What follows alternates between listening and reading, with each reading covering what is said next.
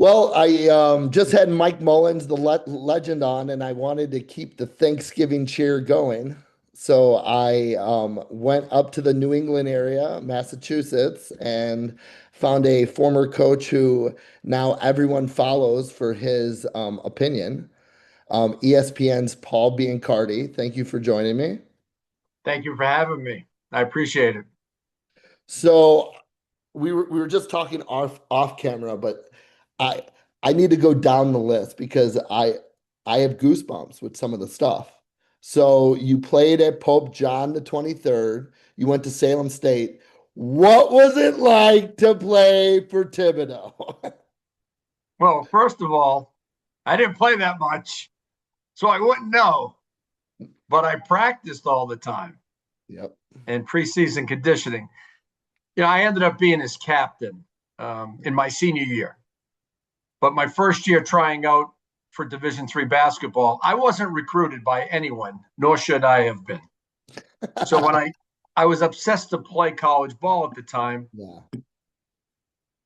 tried out, got cut. Pretty devastated. Tried out again, second year. Broke my ankle right in the middle of tryouts. Ugh. So the third year, Tom now is the head coach of the team. He was a former player at Salem State. Okay.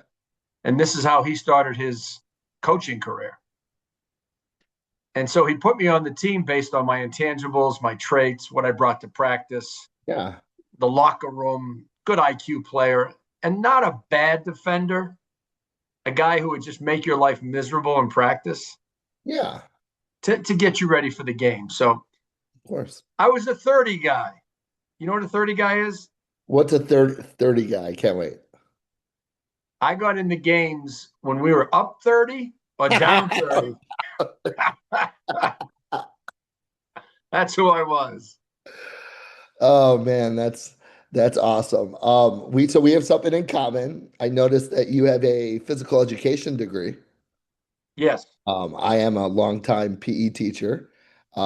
Greatest job on the planet. I don't know why. Like my wife teaches Spanish. I have no idea what she's thinking. Um, Or what she may be saying. I have only if I drink, I know what she's saying. Sober, I couldn't even tell you. Um, but here's where I was interested. Your first coaching job was an eighth grade team for a Christian youth organization. Wow, you went way back. I told you, man. I know more about you than you know. I mean, come on.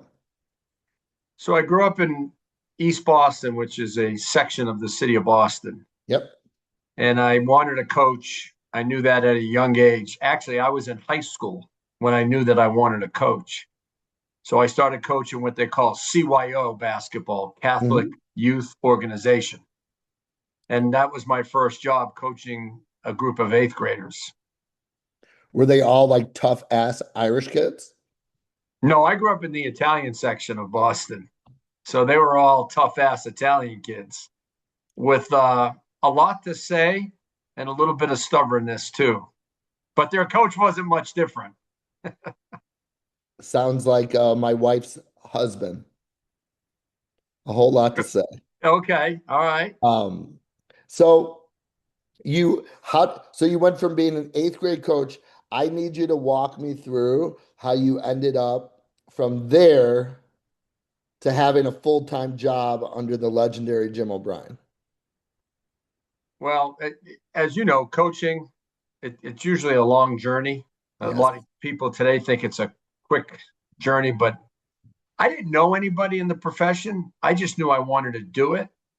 So if you're a walk-on at Division III, when you graduate and you know you want to coach, you hope you can coach where you just played. That's what a lot of guys do. So all the big name players during my era, they would usually start coaching where they played. But I started at Division III at Salem State. Tom moved on after my senior year.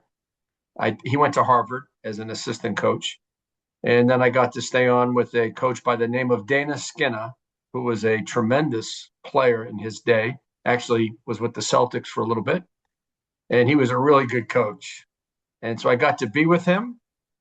upon graduation. And then I went down to try the high school market. And you're going to love this name if you're a historian of the game.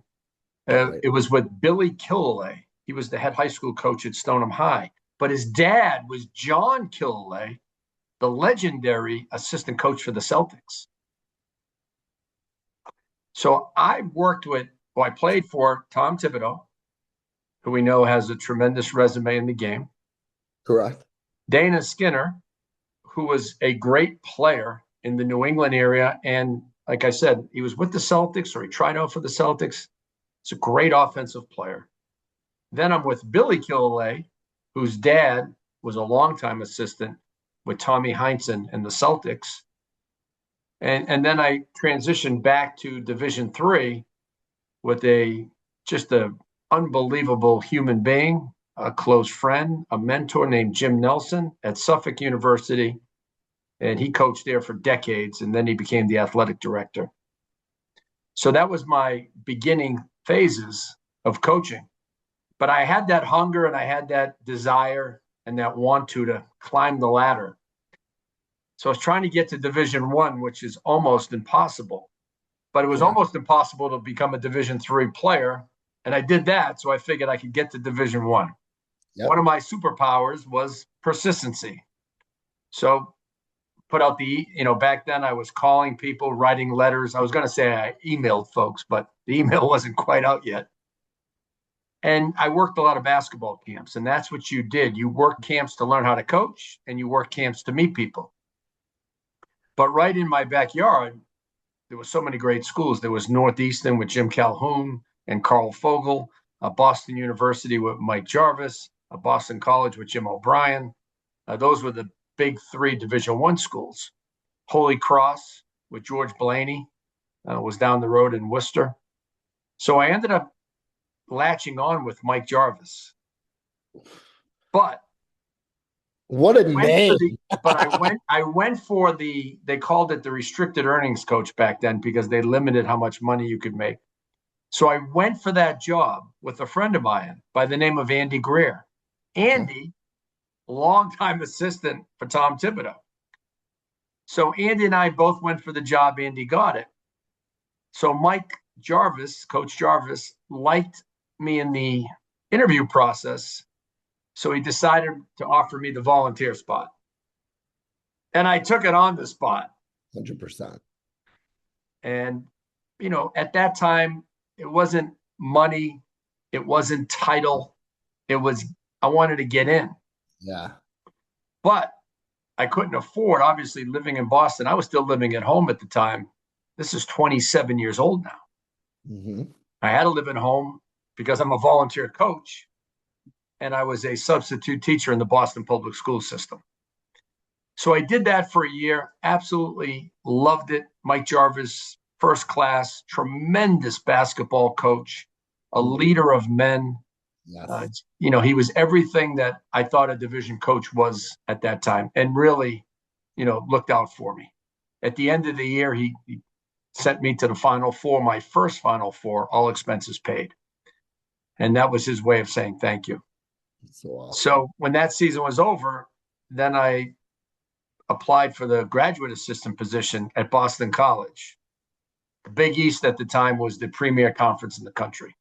I'm getting up there in age. I owe a lot of money in terms of credit card debt, not making any money, but I'm pursuing the profession. So I ended up landing the graduate assistant position at Boston College, and it was an absolute dream, just like Boston University was. Mind you this, my first year at Boston University, we were uber successful. We play in the NCAA tournament. I'm sitting at the end of the bench, but that's okay. We're playing UConn in Hartford. And I'm a young guy. I'm Give me 28 some years names. old. Give me some names on UConn. Kate George, Nadav Hennefeld. Those two guys come to mind right away. Chris Smith, I believe. Just some great, great players. I mean, there were so many of them. Tell me, what was Jim it like Calhoun just was sitting on the sideline. Well, I mean, that's epic in itself, but what was it like just sitting there and looking around? loud, intense. The cameras like I've never seen before. Yeah. And I'm doing all the things volunteers do Mhm. to help your team, um, basketball wise. I did a lot in practice. Coach was great about letting me be involved in practice, and I did every other volunteer job you could possibly think of. And then when I got to Boston College, you talk about your eyes being wide open. Now it's Georgetown, it's Syracuse, it's Connecticut, Providence. But I believe my first game there was just amazing to feel the band, the cheerleaders, the crowd, the fanfare, knowing you're in the Big East.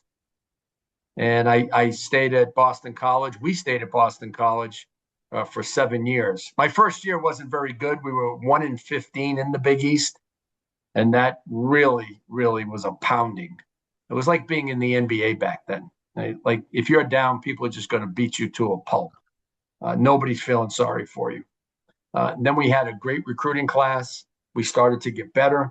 We went to the NIT a couple of years. And then in year 4, when we had a senior laden team led by Billy Curley, Howard Isley, Malcolm Huckabee, and a Howard whole host Eisner. of other guys. Yeah, we go to the Elite Eight. Now, you talk about a basketball NCAA tournament run. We beat Dean Smith as the 8th seed, and Carolina was the 1 seed. They just come off a national championship. Where was the game? Landover, Maryland. Okay. And then, before we beat Dean Smith, we played Kelvin Sampson in Washington State. We won that game. You know the coach Kelvin Sampson is today. Do I know? I mean, he's my like one of my idols. He should be. He should be. But he had Washington State in the NCAA tournament. It was an 8-9 game. Yeah. We won by 3. We go on to play Carolina. We beat them by 3. And then 5 days later, we have Bobby Knight in Miami, Florida. I And know. Indiana was a 4 or 5 seed, I believe. We won that game. And then we played Florida with Lon Kruger to go to the Final Four. So Kelvin Sampson, This is Dean awesome. Smith, Bobby Knight, and Lon Kruger. That was one of the greatest experiences in my life. And rides, of course, because you're 1 game away from the Final Four. The further you go in any tournament or any season, the harder it is at the end when you bow out. That is awesome. What was it like your first time coaching or sitting on the bench at Madison Square Garden? Amazing, right? Because I'm a Boston guy, so the Boston Garden to me was heaven, Yes. and Madison Square Garden was hell, right? The Knicks, you don't like the Knicks, you don't like New Of course. York, Yeah. but when you go in there for the Big East tournament, you have all the other teams, Oh, cool. and the fanfare of the fan bases of all the other teams: Providence, Connecticut, Seton Hall, St. John's, Louis Carnesecca, Rolly Massimino at Villanova, John Thompson. I mean, the biggest names in Yes. college basketball. My very first Big East tournament, we played against Villanova and Rolly Massimino, and we lost the game. But it was Rolly, and he just won a national championship a few years ago. So, and then a couple of years later, we won the Big East tournament. We beat Pittsburgh, Georgetown, and Villanova to win the Big East championship. It was a 9:30 game on ESPN. It ended about 11:30. And I think my wife and I came home probably sometime early that morning after celebrating. There was a whole group of people in New York all night. So awesome. Well, since you're a Boston guy, what was it like your first time coaching in the Garden? Well, it was actually at Boston University. Mike Jarvis scheduled the game. He coached Pat Ewing and Ramil Robinson, if you remember those names. Of course. Ramil went to Michigan from high school when Mike was coaching Cambridge, Rindge, and Latin. So I think part of the the maybe agreement on that recruiting was, hey, can you come back and play us? Once he got to Boston University, of course, scheduled the game with Michigan. So that was my very first time coaching in the old Boston Garden. Yes. Michigan came in. That was heaven on steroids. I mean, holy cow. Yeah, just sitting in the Holy. chair. I mean, it was like the Boston Garden. And then years later at Boston College, we played UMass and John Calipari Mhm. in the Boston Garden 2 years in a row when they had Marcus Camby. We lost both games. CBS did the game Saturday afternoon, sellout crowd. So I had a chance to coach in the old Boston Garden multiple times. That is so awesome. Especially so for me, I've coached at the United Center, but it would be cooler if it was Chicago Stadium, which will never happen. I'm such a like a nostalgia guy, right? Yes. Yeah. I love that stuff. Oh, God. I loved it. Now, when I was with Jarvis, again, I was the volunteer. Yep. But when I was at Boston College, I was a full time lead Yep. assistant. So I'm coaching in that game, really coaching, scouting, preparation. It's still the same, but my roles were different. When you and O'Brien, you went over to Ohio State. Yes. Um, I didn't want to look because I wanted you to tell me who was in the 2002 recruiting class that you had. They were ranked 10th in the country. Yes. We had a great class, and it might have, well, first of all, the first class we had Michael Redd, and Michael Redd ended up being a longtime NBA Yes. great shooter. Mhm. So he was part of our first class, and he was going to come to Ohio State regardless of who the head coach was, because he was a Columbus kid who wanted to be there. Yeah. And so he was part of the first class. We had some other really good players come in, and then in 2002, there was just a group of guys that came in at that time. Terrence Dials, he ended up being Big Ten Player of the Year, I believe. He was a 6'9" power forward from Youngstown, Boardman, Ohio. We had Brian Brown, who was part of our Final Four team. He was out of Bishop Loughlin in New York. So we had some really good players in that class. I don't believe any of them. Oh, Ivan Harris was someone else who was in that class. So we had a couple of ranked players, a couple of four-star players, and a couple of guys that we just did a really good job evaluating throughout our time. We had to do the same thing at Boston College, too. We had to go out and get guys that we thought could help us. We knew we couldn't get the highly ranked player, but we could get that maybe next tier guy. So you were at Ohio State and then you guys moved on. How did you end up with possibly one of the coolest jobs? Where I am right now, Yep. so I went from Ohio State to the head coach at Wright State, and Yes. then I went to after that I You went were to be with Horizon Coach of the Year. yes my first year yes, Yes. and then I went on to be with Rick Majerus at St. Louis, who just a brilliant mind in the game, much like Jim O'Brien. I've worked for some incredible coaches. When I say incredible, like top tier at the highest level. Jim O'Brien was the coach of the year at St. Bonaventure in the Atlantic 10 when he was there. He was coach of the year at Boston College in the Big East when the Big East was at its best. He was the coach of the year at Ohio State. And Coach Majerus was approaching 500 wins. He just took his Utah team about 9 years prior to the national championship game against Kentucky, if you remember, with Keith Van Horn and Andre Miller and those guys. Yep. So I had a chance to work for a legend in Rick Majerus. And I was with Coach, and then this opportunity came. And this opportunity came because of my relationships that I forged when I played at Salem State. One of my teammates and closest friends called me about a job, this job that I have right now. And he said, are you interested? I said, no, I said, but I'll help you try to find somebody. He was connected to the person making the call for this Yep. job at ESPN. And he was out trying to find candidates for the job, called me right away. I wasn't interested. I tried to help him get some really high level coaches because this is a pretty high level job. It was high requirements. Yep. And then it ended up circling back in my direction.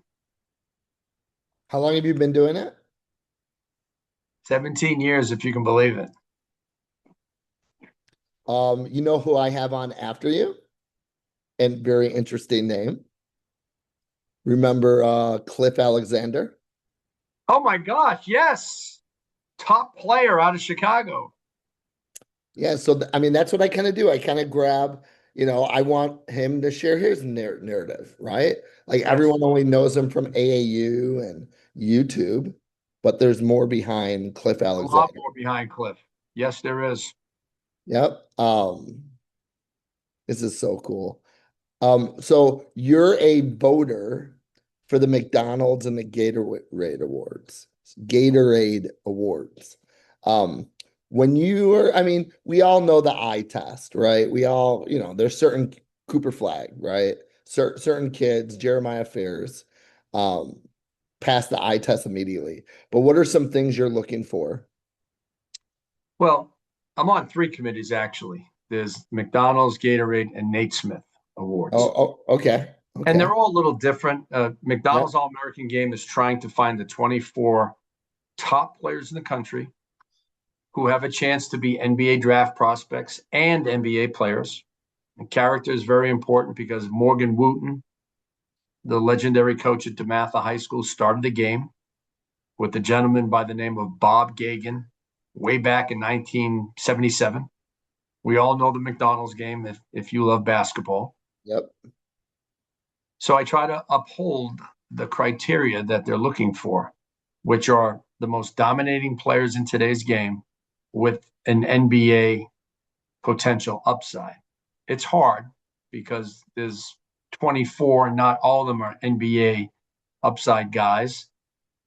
Character is very important in that voting process. Gatorade's a little different. Gatorade is who's the best player, who's the best student, and who does community service at a high level.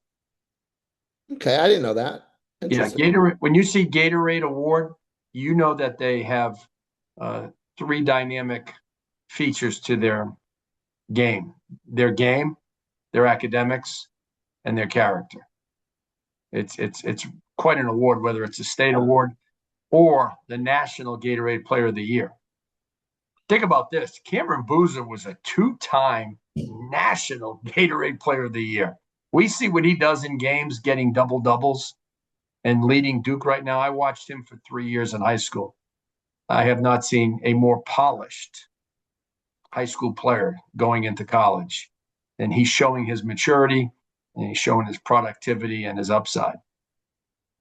I mean, So we're looking at players that are obviously the best in the class. And I do the rankings for ESPN. We rank 100 players. That's it. There's usually about 800 Division One players every year now at the portal. There used to be 1,000. It's cut down a couple of hundred. So to rank 800, I'm sorry, to rank 100 of 800, there's a criteria list, and I have a team of scouts that help me as along the way to try to make the best decisions possible. And then we rank juniors and we rank sophomores. I wonder if you deal with what I deal with when I do rankings. You should see some of these direct messages I get. Like they are unbelievable. And I tell everyone, this is for fun, right? Like so Brady Pettigrew to me is the man. So Love them. I Love them. love He's been him. to my camp. Yes, that's why I brought it up. So I've had some names play for me, like Danny Wolf, uh, Love Danny Wolf. Jeremiah Fairs, Jeremy Fairs, Asa Thomas, who's at Furman. Um, but they don't make it like that anymore. Like, I mean, I love Brady. Listen, Brady's great. Cole Kelly's great. Um, I don't know, Paul. Like I'm struggling. It's not the same. Like when I coached at Lincoln Park 15 years ago, 18 years ago, I was scouting Derrick Rose, right? And then I Wow. was scouting Jabari Parker, a few Yes. years later. And now I'm not scouting anything like that. So, Talent fluctuates from yes. year to year, from state to state. But what do you think has majorly changed? Because I don't think the games as I think children are more athletic now and can do crazier things with their bodies. But I don't think the game's that much better.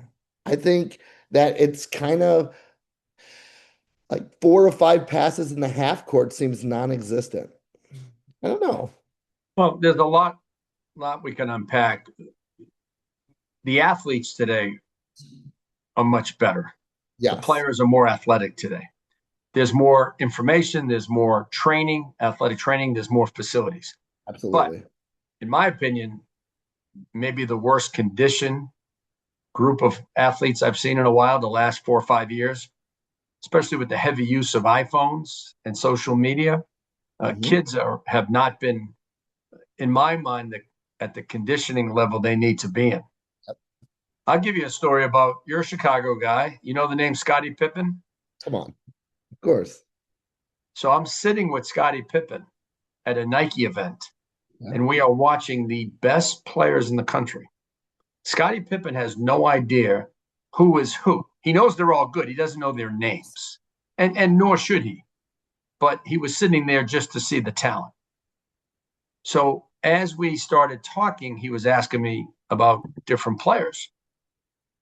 And then he turned to me and he goes, "These guys are not in shape. I know it's the summer." He says, "But Michael and I never got out of shape." So I said, "Michael who?" I would have gave you a smart ass name back. I didn't say Michael who. I know exactly who Michael was. He goes, "But we conditioned ourselves 6 days a week in the off season." He said, "We took one day off."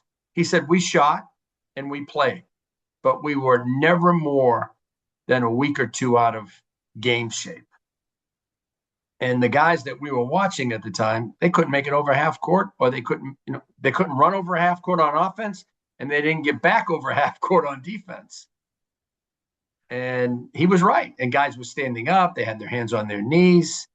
So this was probably 10 years ago that this, when I was at this event with Pippen. So I've noticed though, today's culture, conditioning wise, kids are not in the shape that they need to be in for what they say they want to do. That's a perfect way to put it too. Because you can work out and you can be in shape, but I always tell kids there's a difference between being in shape and being in basketball shape, being in football shape.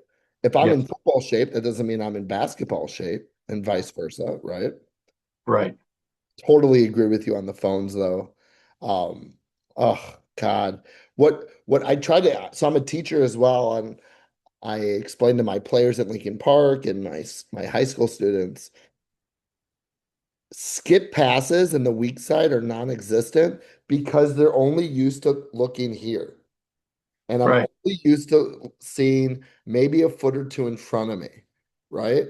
And you can see it. Like even great players, they just don't see that. And I totally think it's the phones. Well, the two things that I look for the most in all players: Hmm. intensity and IQ. Hmm. Let's start there. If you're not intense and you can't see the game and think the game, you're going to have a hard time being good in the game. 100%.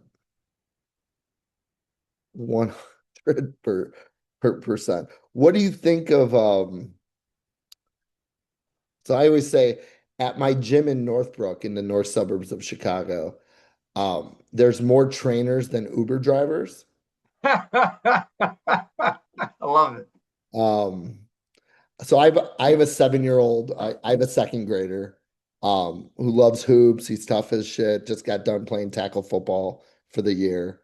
Um, People always ask me, hey, can he come play or can I work him out? And, my answer is always no. And the reason being, A, he's 7, but B, we only do skill work. That is it. My kid can make a weak hand pass. He's 7. He can make a strong hand pass, and he can shoot on a 10-foot easily, right? I He has no concept yet of 5-on-5. He's still trying to figure it out, but skill-wise, he's great, right? And all these people, they always, hey, let him come play. But I think it does the kid a disservice where some of these trainers, and there's great guys out there in anything you do. But some of these guys have kids doing stuff that A doesn't translate to the game whatsoever. Um, B, doing stuff that doesn't translate to the game whatsoever. It's it's frustrating to me because I feel like there's such a focus on the individual and it's completely destroyed any thought of the 5-man game, right? Like I know how to go in, out, behind my back. Great. Um, I know how to, score from all 3 levels. Great.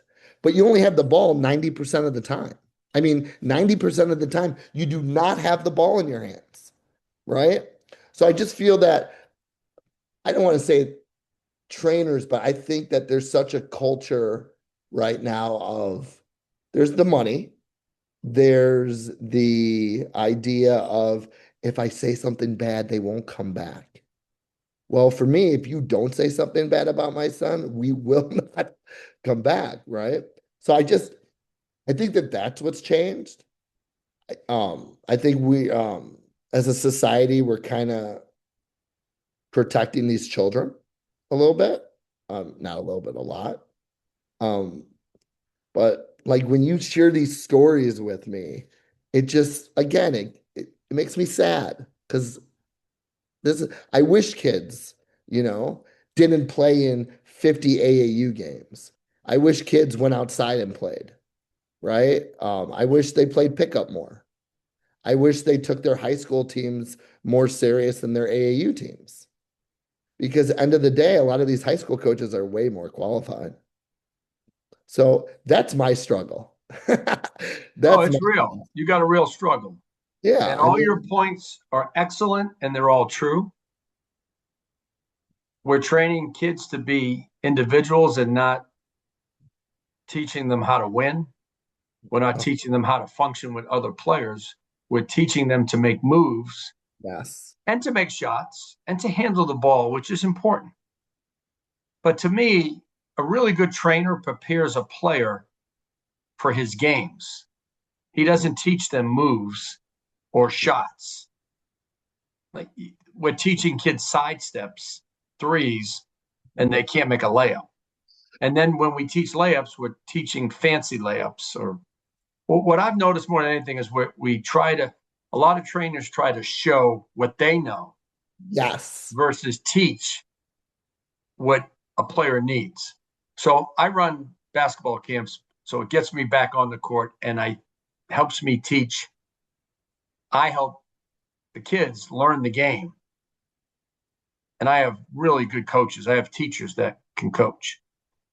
And we go all the fundamentals, whether it's individual fundamentals, we do jump stops, we do pivoting, we do one hand passing, we do two hand passing, we do transition finishing, we do some shooting, we go 3-on-3, we play no dribbles to teach cutting, spacing, Yep.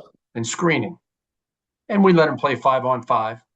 And then we do a transition drill, which is advantage, disadvantage, because I want to see their decision making without running a set play Yep. in the heat of the moment. You got 4-on-3, you got about 4 seconds. What are you going to do? Yep. And then I want to see the defensive side of it because you're down a man. How are you going to react of being down a man? So the game is a team game. It's a decision making game. It's an IQ game. Yes, it's a skill game. There's a lot of physicality to it. But your points are all well taken, and I think they're excellent. But the one thing that I think we all have to remember is just because some things are happening doesn't mean we have to succumb to what's happening. Yep. Rick Majerus had a great, just a great philosophy. He said, I may not change the world, but I don't want the world to change me. Mm. And I try to live by that, especially on the basketball court. I believe after 22 years of coaching and 17 years of scouting, talking to coaches at all levels, pretty much know what a good player needs to do. And part of our society is we try to go right towards advanced, whether it's moves or advanced concepts. It would be like doing fractions and percents without doing addition, Yes. subtraction, multiplication, and division, right? You have to kind Yes. of do those first, right? In school, you had to know the odd numbers, the even numbers, Yep.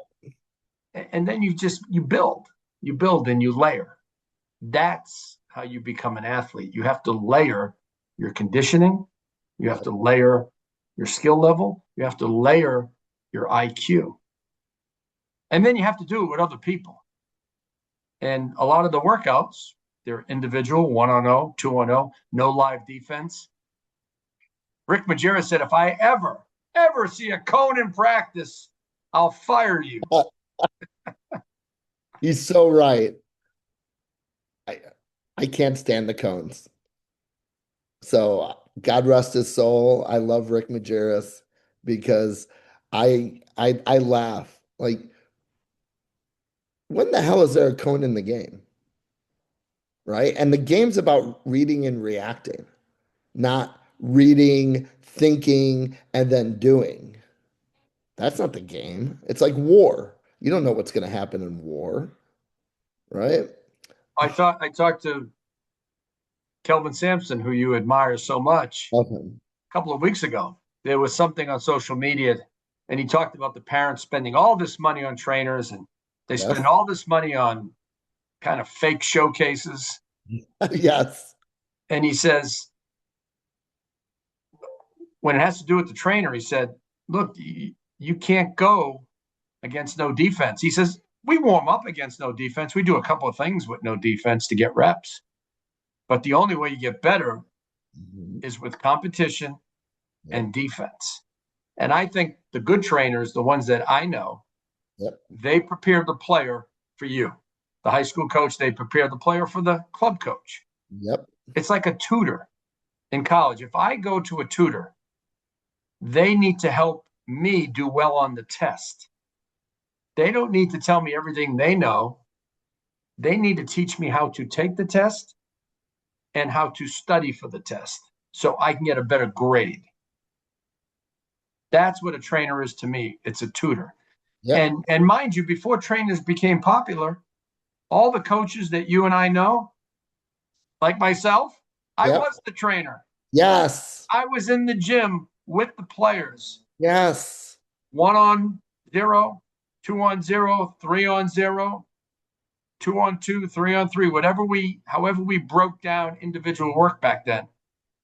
So you should be a teacher to be a trainer. I think that is important. I am so happy we talked because this is what I preach. I've taught for 20 years. I'm a certified school principal. And I always say 90% of these guys I would never hire as a teacher. For me, there's an art to it. I have a simple way to do it. EDP, explain, demonstrate, then you perform. But there's an art behind it. And you need to constantly show what they're doing wrong before they move forward. So what I witness a lot is they're doing all these different drills, but they haven't mastered one of them, Right. Right. right? So, you know, sometimes it sucks being a dad in this business who's a teacher because I call it like I see it, immediately.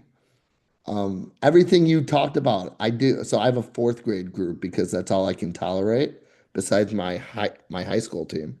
But I have a fourth grade group of kids. Um, The ball barely touches the ground.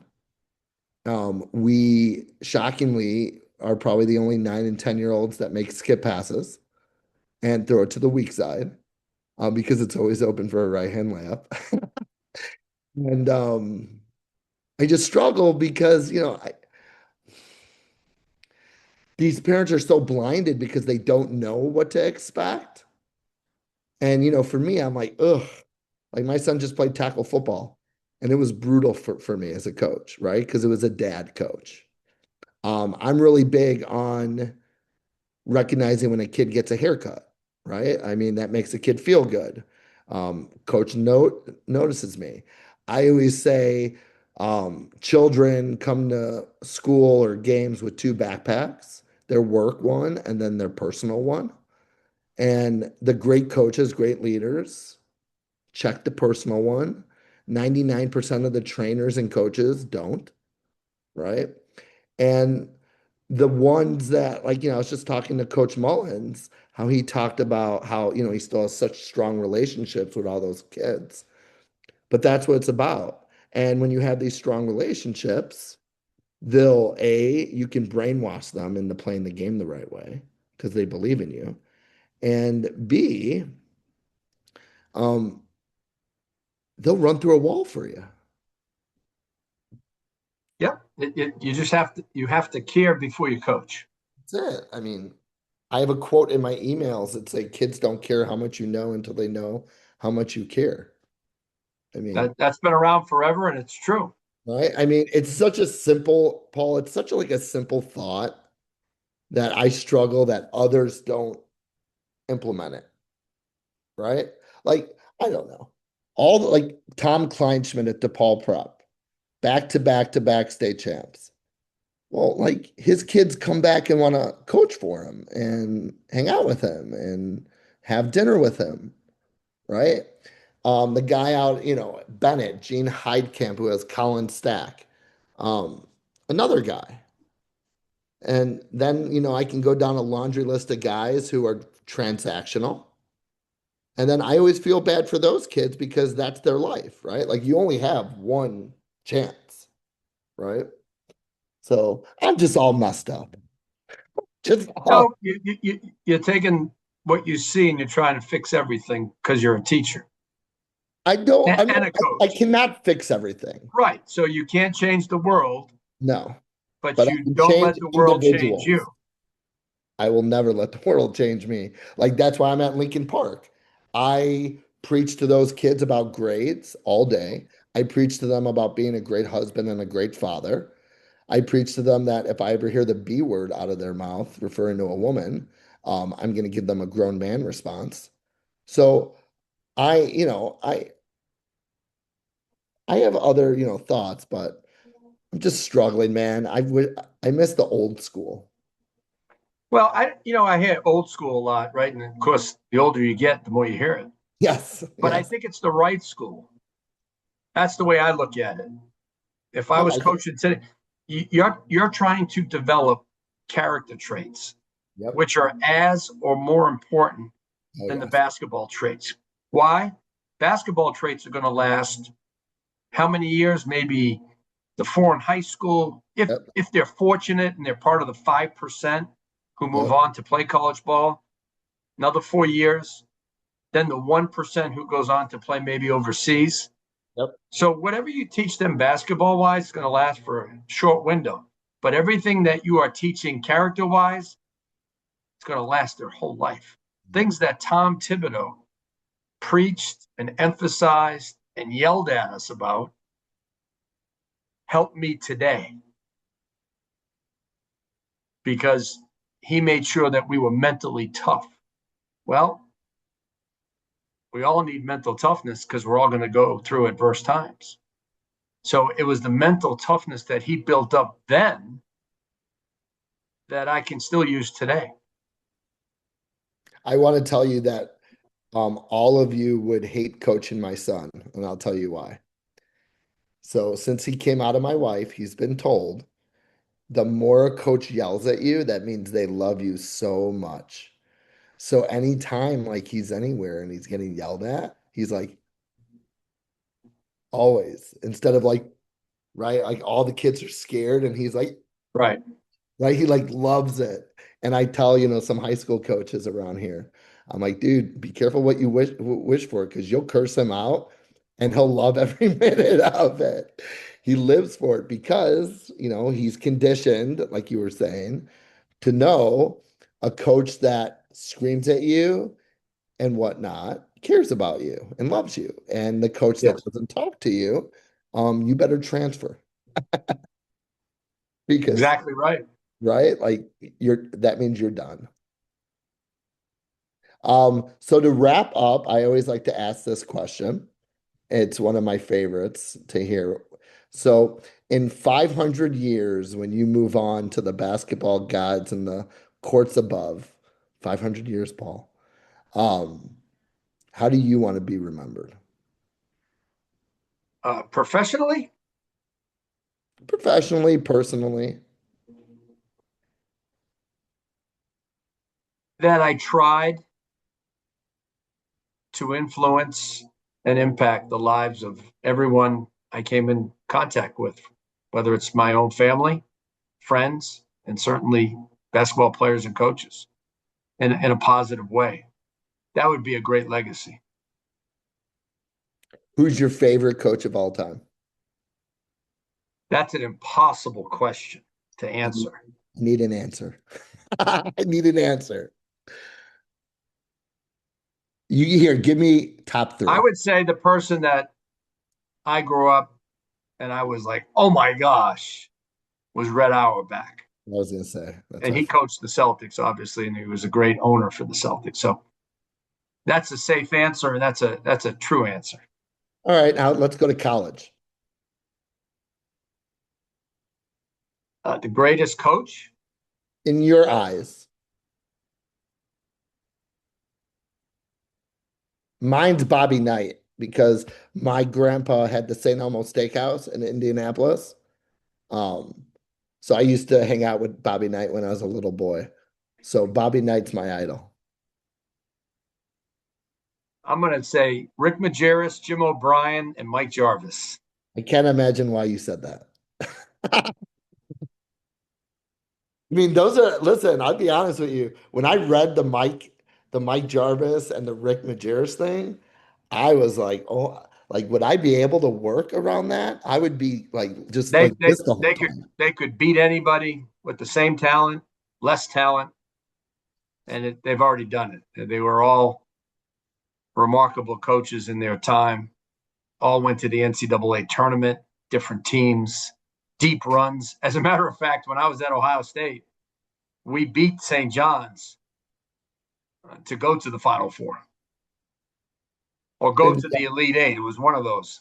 and So you had I to was shake actually, Jarvis's yeah, hand. we coached in a Final Four at Ohio State. We had to play Mike Jarvis, and that was pretty ironic for me. It's awesome. Paul, thank you for your time. I know you're super busy. I'm just so appreciative that you shared your narrative. I learned a ton, which I have to be honest, a lot of this has to do with me being a junkie and I like to learn more. But a lot of people were super excited to hear this. And I can't wait to post it and I can't wait to continue following you. Well, thank you for having me. And I'm sure there were some things that were new, but a lot of things I said, I'm sure it was just reinforced things you already do, you teach. Mhm. Don't stop doing what you know best.